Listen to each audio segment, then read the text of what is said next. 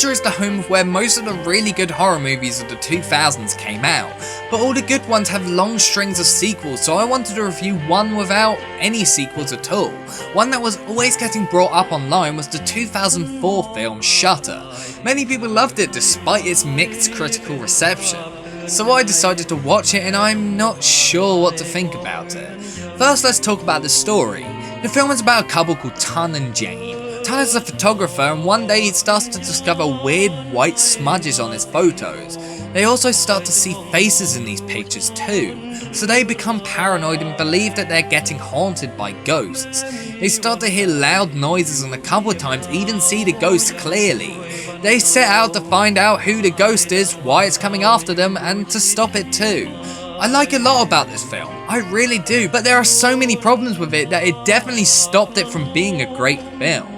First off, what I liked about it. The idea is really good and does open the doors for some really creepy scenes. The suspense really builds up in some of these scenes and they are actually terrifying at times. There are some truly fantastic scenes that utilise the photograph aspect of the film, and there are many interesting ideas that they added into the film.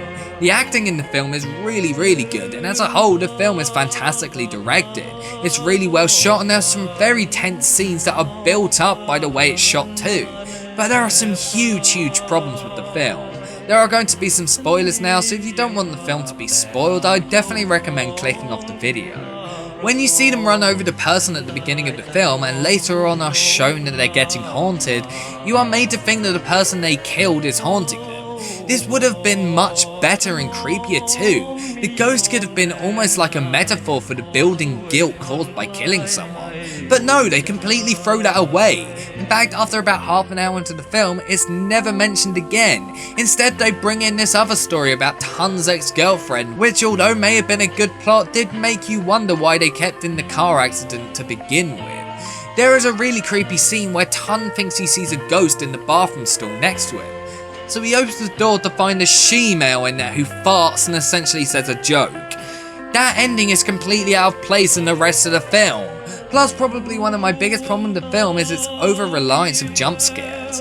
The first time we see a ghost in the film, it appears in silence. In any other film, they'd put a loud noise when it's shown, but it didn't hear, so that gave me hope. But then for the rest of the film, they decide not to do that again and actually create a legitimately scary film, and instead throw in loads of jump scares instead.